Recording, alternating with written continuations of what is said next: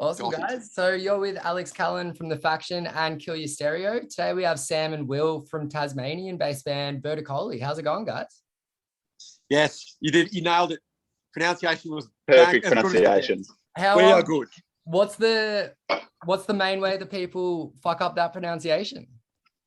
They usually say verticoli, which is just gross. Like, it doesn't sound good, man. It sounds like a transmittable illness, and it's just not what we started the band to sound like. We were like, verticoli, man. That's like really, really easily said. Like, it's kind of like, that's not going to be a problem. And like, everyone says verticoli. So I know. I feel as soon as people think that anything is slightly like French or European, they just put a really weird accent on it. Yeah. I get that with a few of the places I write for, where one of them is like Forte magazine, and it seems to change where people over 30 say Fort magazine and everyone younger it's Forte, and it's like a little bit a little bit more jazz to it. So no, well, I'm glad that at least verticoli, you know, even though it's not verticoli, is kind of better than people stumbling like vertically, you know, like at least exactly. As long as they say it with conviction, it's better than that, right? Well, at least they're saying it. I mean, that's always a good indication. That's the important thing. Say my name. And I suppose in terms of that, I mean, you guys have just brought out Hits of the Summer, which, I mean, I've spoken to you for 2 minutes and it already kind of makes sense how fun that music video is. I mean, like, you guys seem like a lot of fun to be around and as a band, but, you know, that's what my girlfriend thinks. I suppose, how did that idea come about? Because it's a bit different. It kind of reminded me a little bit of like First Date by Blink, I suppose, with the, you know, old school 80s like mustaches and get-ups. That's sick. That's a great compliment, man. Yeah, I'll take that. Colby, I mean, filling the gaps here, man, if I'm wrong, but essentially we started out being like, hey, like for our last EP, we didn't do a music video for any of the songs until recently. We actually did a bit of a promo video for this song, Morning Sky, but we kind of didn't put any effort into that side of things, the video side of things, and ultimately kind of regretted it a bit. And so we were like, we've got to do at least something for this video. And I was like, well, my grandfather's got this old, like, pool, nothing wrong with it. That looks a bit dank, like kind of 70s looking house. And it initially started out as like a good friend of ours was just going to come and shoot some slow-mo footage of us just flopping around with some shitty instruments in the pool. Mm-hmm.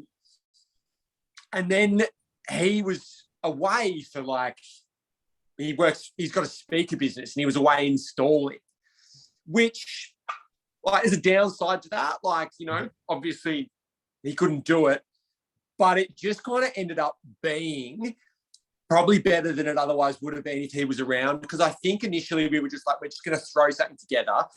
And then we worked with this guy, Dane from Creative Grit, who we'd worked with on another video. Mm-hmm. And he's the kind of dude who's just like, he just has the eye, right? He'll look at anything. Yeah. Dude, he'll look at me on the toilet, man, and he'll make me look like a star. And so that's kind of what he did. And it went from being like trashy, scrappy, going to be a terrible video, just a space filler, over the course of a day, just becoming great. It pretty much kind of a couple of days before, myself and, you know, Colvin and Jez just kind of being like, here are a few shots we'd like to get. And by the end of the day, we're like, we got so much and it worked really well. And it was all just a heap of fun. 100%. So much fun. Well, I feel as well, I mean, it's the kind of approach to a music video that needs almost like 150% commitment from you guys, where, you know, if you're too cool or, you know, holding yourself back and feeling reserved, it's kind of not going to be as fun as it did turn out. So, you know, I feel like you guys really the role. We've been saying it for years, not totally cool, but definitely committed. Yeah. For sure. Committed to the not cool. And Dane was committed too. Dane was in the pool with us. So, yeah, he was 150% as well. Yeah, right. There you go. Well, I mean, putting instruments in the pool, that's already a massive move. Like when I saw Sam underwater with the guitar, I think it was all like, I don't know, it gets so hard with all the different get-ups. So I suppose to the people that haven't seen... Like, that guitar's not a good one. It definitely wasn't a good guitar, man. That was a terrible guitar. Yeah. That's why it was. But it's like, I don't know, just something about an electric guitar being underwater is like, I know that it's not plugged in, but you just see it and you're like, fuck, like that's unnatural. Like that shouldn't be there. Danger. But I suppose in terms of the like personas that you guys adopt in the music video. So there's Dan Electro, Lucius Sidewand. So this is where I'm gonna fuck up the pronunciation. Yeah, you're doing great, Sugar. So was that something that you guys, kind of birthed for the music video, or is that kind of alter egos that have existed behind the scenes for a little while?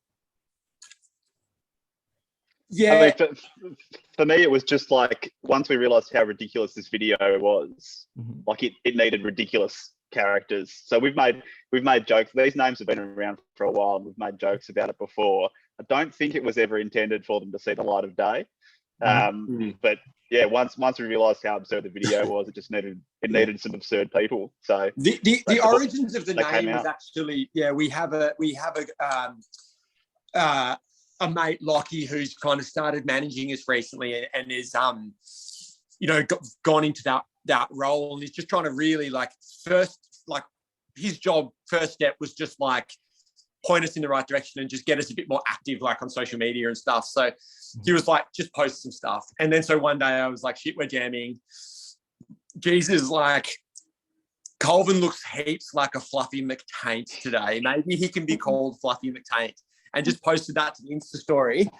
And then we started dishing up some names for people on a request basis. Like, I can give you one if you'd like. Alex, would you like a name? Absolutely. Yeah.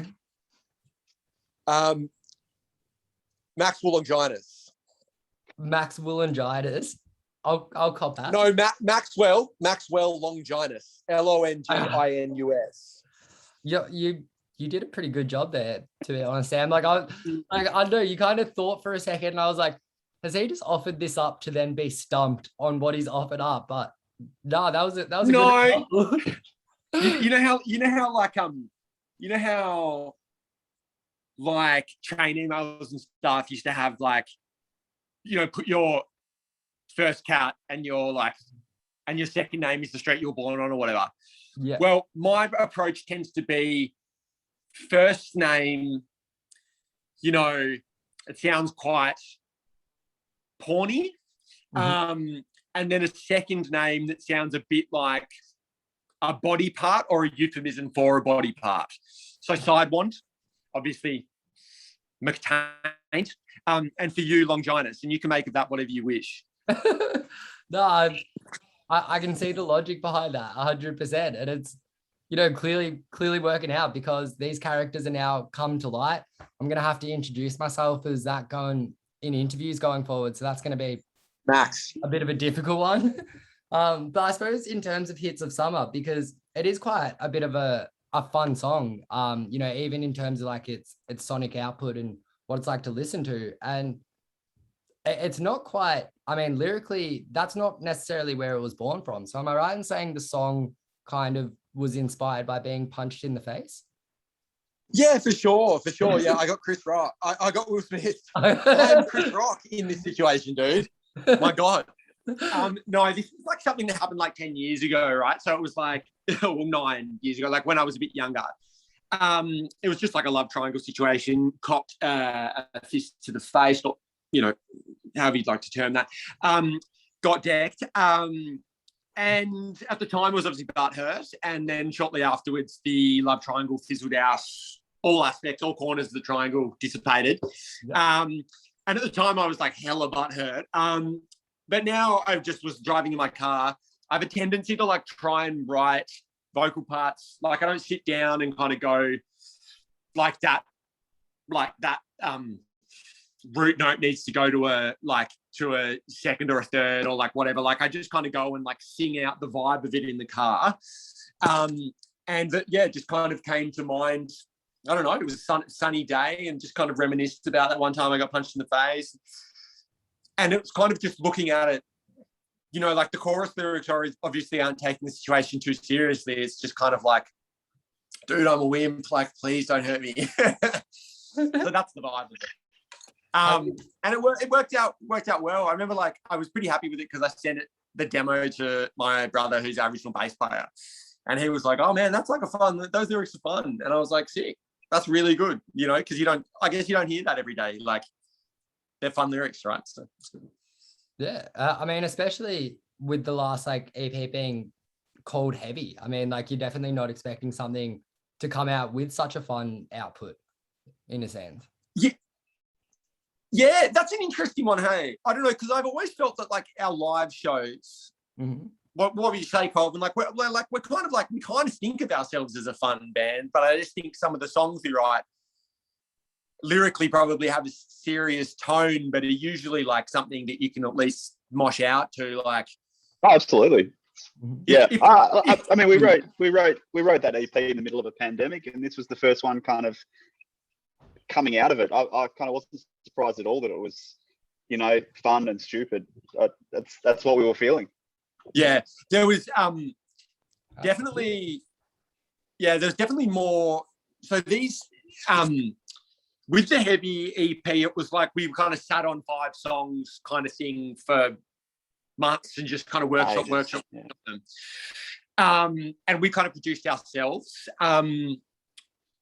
We had a guy, Cam Hull, who's a great engineer and producer, but I don't know if he really advertises himself as a producer, but he's good in that role. But we kind of produced, I would say, kind of looking back together, this song and the way we're going about recording this album is a bit more kind of like just throwing ideas at the wall and seeing what sticks. Like, I mean, we've never had as many demos as we have now in the past. We've kind of, like the Beatles, like Paul McCartney said that the way the Beatles used to write their songs was like they used to only remember things that were so catchy because they couldn't record it. But with this, it's like we've recorded a lot of stuff, lots of demos, and we're just going to take the best and go into the studio and have heaps of fun with it. And I suppose in terms of the demos, how is it all shaping up at this point in time? I mean, is Hits of the Summer an indication of what the new release will be like? Because I suppose for the bands that may not have, come across Verticoli before, like you've supported Kingswood, DZ Death Rays, and you kind of have that late 90s, early 2000s, like Silverchair, guitar heavy rock vibe behind it. So, is that something that you're looking to continue going for? Or is it kind of like, fuck it, we're finally out of a pandemic, let's have some fun, and you kind of, want to go more upbeat and up tempo with it? There's no like restrictions on what we do. Like, we definitely, like, man, if we were feeling synths, we would do it, but I just don't think we've ever felt that. And I think the main thing about our band is really like just doing what we do, what we like doing, and doing it the best we can. So, I mean,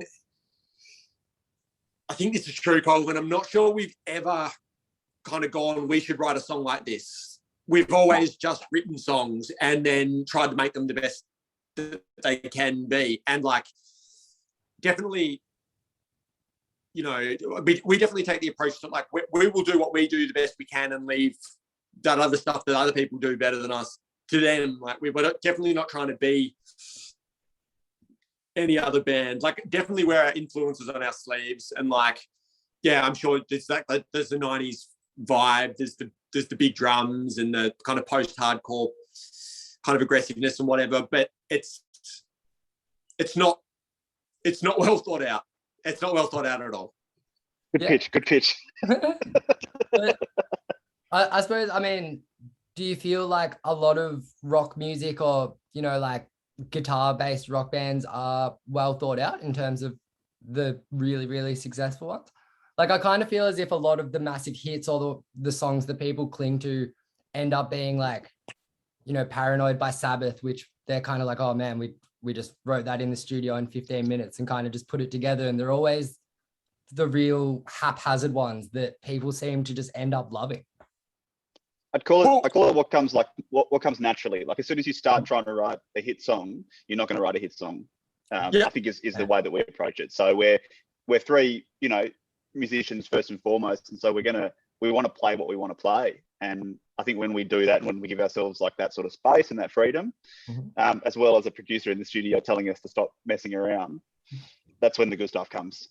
Yeah, well, I think Absolutely. like we're definitely like 3 quite kind of passionate musicians, right? Like we all just love guitar, drums, and bass. And like we definitely come at it from that angle, like three people who do those individual things and coming together and being a band that way. Like there was no, let's find people and make this kind of a band. It's just what we think is fun and cool. And to be honest, for me, and I think everyone in the band feels this way, is I'm definitely trying to be my own 15, 16-year-old self's hero. Like I don't, like, I just like, you know, like, and like I have to grow up and I have to get a job and I'm doing all that shit. But like, when it comes to music, I don't want to. Like, yeah, I just want to do what I think's fun and be my like 15-year-old self's hero. That's the aim, right? Like, absolutely. I think that's a really cool credo. It, like, in all honesty, or like a cool way to approach it in a sense. That I don't often hear people say that. Like, yeah, that's quite a profound response, to be honest, Sam. And you know, I could see you sitting there nodding in agreement as well, Will. That you know, that's obviously kind of a bit of a shared feeling amongst the band. 100%. You are, like Sam said, like if there's a kid like that finds our album and then plays it obsessively and learns every note of every song, man, like, you know, I think about the bands that I grew up listening to or getting really passionate about. If that was us, that's, man, yeah, that's like everything. When you're growing up, right, what hits you harder than like when you discover the band that you love? Like I remember like the day like when a mate brought around admittedly burned copy of like you know, Rage Against the Machine self-titled. When I heard Blood Sugar Sex Magic, well, when it made sense to me for the first time because it was a weird album literally. But and also like, you know, for me, I have always and always will love Pearl Jam. I love Eddie Vedder, and that was a band when I heard them for the first time. I was like, "Where's this been?" Like, it's just like the contrast of like light and dark, and it was technical but not inaccessible. Like, it was all these kind of cool things that were really cool, really exciting, and yeah. No, like Love that. Yeah, that. like 100%. I mean, it's always so exciting kind of coming across a new band, or not even a new band, just a band that you may not have discovered previously, and kind of thing like, this isn't what I need. Like, it's not what I was looking for, but it's exactly what I needed or wanted, if that makes sense. I mean, they've just kind of handed it to you on a platter. And then especially when it's a band like Verticoli or Pearl Jam or someone like that, that, you know, a lot of people probably wouldn't realize that as a band, you guys have kind of been around since 2013. I've got in my notes, I was about to say 2015. Yeah. So, I mean, that's quite a while. 2013 with a year off, because I was thinking about it. I was like, do we need to have a chat with like the Premier about like a public holiday or something next year? I'm like, probably the year after, because we kind of had a year off. So I think we're in our 8th active year. Which is so yeah, once we hit the 10 year, then we get the public holiday in Tassie. Then we get public holiday. Yeah, that's it. Yeah, no, I could 100%. But I suppose, you know, for people kind of relatively new to the band, I mean, they might hear Hits of the Summer and be like, fuck yeah, I'm going to go to that show. Because I know you guys have a couple of like single release shows, one in Tassie and one up in Melbourne. And then just be blown away by the actual amount of material that you guys do have. And, you know, for me, like Pearl Jam released a lot of their like biggest stuff kind of before I was born. So when I first discovered them, it's like, fuck, like I've got so much to look back and listen to, which is so rad, I think. Yeah, like when we finally make a fan, they're going to be stoked, right? Because they're going to like, there's so much shit there. Like, there's so much shit. Like, we've done some stuff, and it's definitely there. And it's going to be a cool find. Time for a deep dive. Yeah, no, absolutely. And we just kind of keep rolling on, like just making tunes, and it's super fun. And yeah, we've got a bit of a master plan. So we released Hits of the Summer, and like we're pretty happy with like how the release has gone so far. Like we try to temper our expectations, but like we're pretty happy. For this single release, we haven't gone all out with like a big East Coast tour. We're just doing a couple of shows, and then we're going to finish the album in a couple of weeks' time. We're going to go and spend 10 days in the studio and just get it done. Beautiful. And then there's going to be a bit of a space where we'll probably pop up some gigs here and there, like do one in Tassie, do one in New South Wales, do one in Victoria, or maybe a couple, but kind of not really do a tour until later in the year, and then we'll try and do a run of shows kind of all up and down the East Coast. And would that be like ideally would that tour be in support of the full length album or full length release? It's kind of one of those, like, it's a watch this space kind of thing, because that was the original plan, but then we kind of thought maybe we'll it'll be we think there'll be a run of shows at the end of the year, covers a bit more ground. It's just not clear whether that's going to be in support of the album or we'll do something else in support of the album at the start of next year, but it'll be within the next 12 months. Yeah, for sure. Ask us again in a couple of weeks' time once we've been in the studio. What was that? I'm sorry. Ask us again after we've been in the studio for 10 days, then we'll tell you what it is. Yeah, well, I'd really love to have another chat after you guys have been in the studio. I think that'll be a really interesting process. So are you recording in Tassie, I take it? No, man. In Melbourne. Beautiful. So Big V. is everyone based in Tasmania, or is it like kind of split between Melbourne and Tassie? We were all in Victoria. Mm-hmm. And then Jez and I had to move back to Tassie for work. And so Colvin's in Melbourne at the moment, which actually works fine. Yeah, no, I can. Absolutely. It seems like it has been. So I suppose, where are you guys planning on recording for the 10 days? Like, where do you have booked in?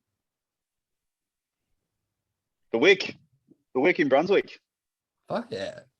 Awesome. With Mr. Cameron Hull again. Mm-hmm. And John Grace as well, if anyone knows John from around Melbourne. Can't wait. So John's done. I'm keen to look into what he's done, to be honest. Yeah, he's done. So he's done Dear Seattle. He's done. Awesome. He's done Dear Seattle. He's done slowly. Maybe Kingswood. He's done. As soon as I think of one of those bands, I always think of the other one as well. So as soon as you said slowly, I was like, that was in my head. Did he do? I don't know if he did Baker's Eddie. Baker's Eddie. I've googled him now. June Rats, Kingswood, Baker's Eddie. We should have just done that to start with. Man, we're saying nothing bad about Johnny Boy. We are singing his praises. He was good. Man. He was good to work with. And I think we all have similarly orientated brains, orientated in this axis. I think Cam gets sick of us. Sick smick of me. But he's got he's patient, isn't he, Colvin? Patient man.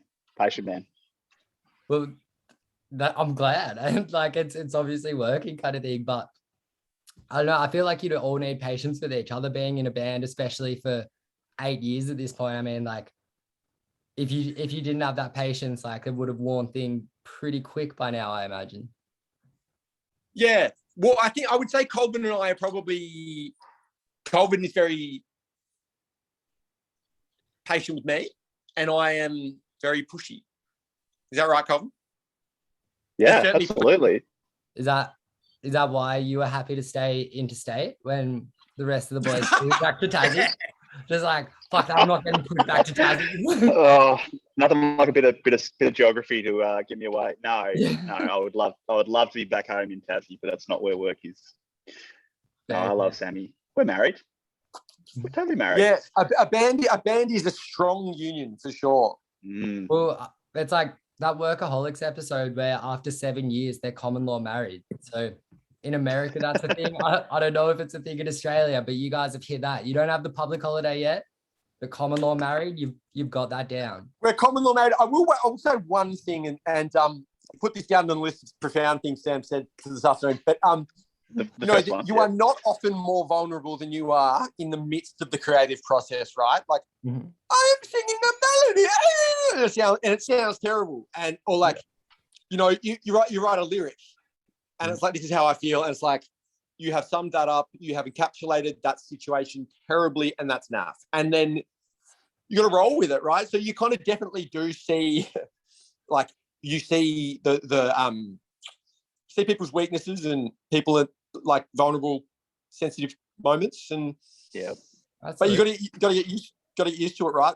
Like Colvin's got to get used to me being like, that's a bad drum fill, dude, and I do say that, and then Colvin will be like, it's a great song, write more. Nah, Colvin will be like, maybe that lyric's not right, and it's like, yep, well, probably isn't.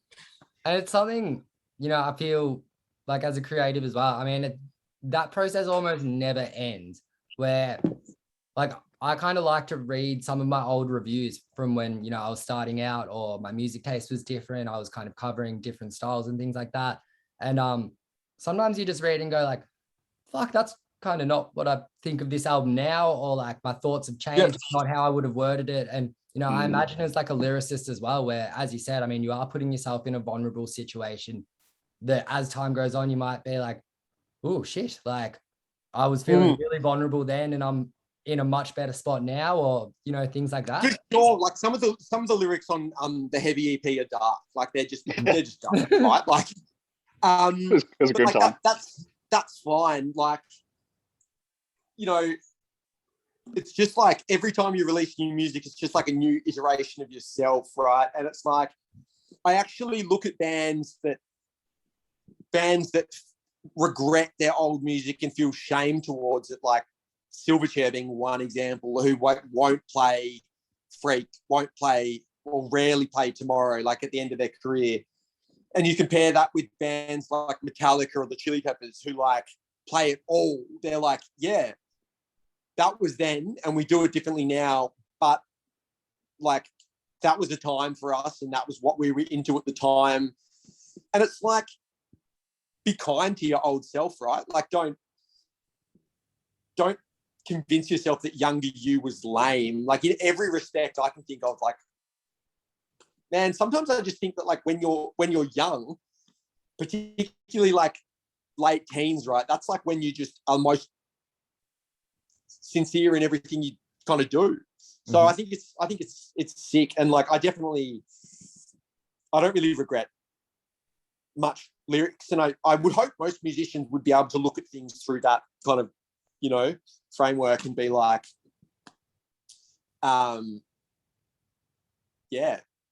just look at it and be like, it's just like a child photo. It was a stage, it's cute, whatever. I think you and I still do it, where like we'll go back and listen to the first EP or the first album and be like, no, still happy with it. Like, still happy. Right. Yeah, for sure. And in fact, often more so than I wish sometimes I would go back and be like, that was shit. I go back, I'm like, it's pretty cool, man. Like, that's good. Yeah. Sounds like a good band to me. I wish it worked better. So I just got a flash up there. Yeah, no, it's it's all fun, man. It's all cool. Well, it's a really interesting point that you raised there, I guess. And I've got 5 minutes left on this, and then Zoom's going to cut me off because I'm too cheap to pay for the upgrade. Dude, it's probably a good endpoint anyway.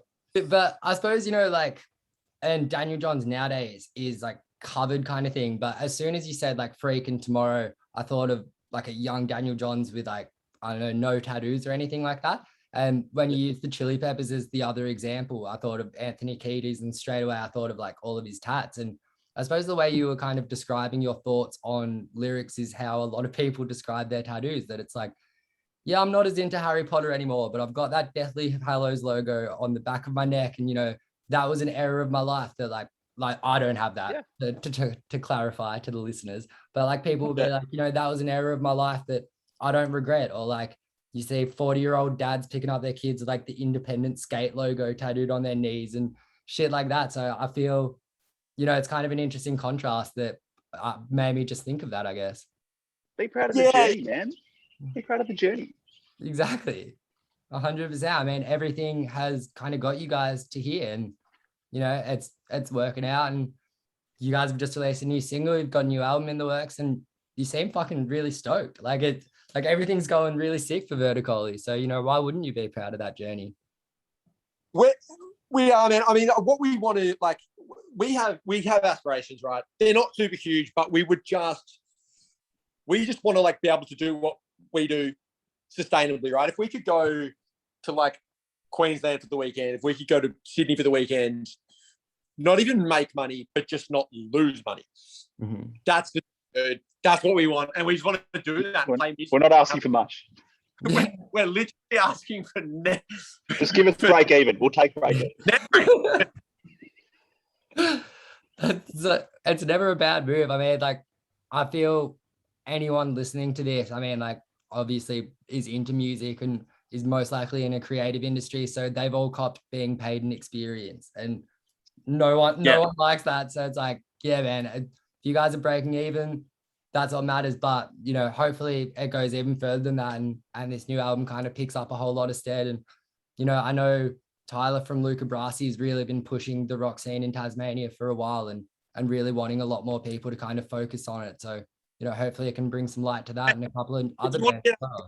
People into Tyler's hands, we'd be all for that. But we haven't had much to do with the Luca Brasi guys, but they're certainly the model to how to make it work as a Tassie band. So we definitely, like, stylistically not totally the same, but we certainly admire what those guys have done, and like that's the watermark. Yeah. I think that's a really admirable and achievable goal. I mean, it seems like everything in the trajectory for Verticoli at this point is heading towards that. So, you know, like, I really hope that that's kind of what happens for you guys. We just want to make a really cool album, and I think we are already 50% of the way there. Like, right, like the demos are like 50% of it, right? So we just need to make sure we get all our blisters before we get in the studio. I was just playing some drums before Colvin. Just remember the blisters, man. And then go from there, man. Beautiful. Well, it sounds like there's a lot to look forward to, and yeah, it's really exciting. I mean, I'm gonna hopefully try to come along to the Melbourne single release show, and hopefully we've got some listeners down in Tassie that can make it to that one as well. But thank you guys so much for having a chat today. It's been awesome. For anyone who tuned in late, we have been with Sam and Will from Verticoli. Hits of the Summer's just been released, so definitely go check it out. All right. Yeah, thanks for having us, man. It was a great chat. It was super fun. Yeah. Maxwell. And hopefully we can tee up something after you guys have been in the studio, and then we'll see what's been happening there, because I'm really excited to hear about that. So best of luck with all the recording and everything as well. Yeah, awesome. Thanks, Luke. Awesome. Thanks for having us. Well, enjoy the rest of your day.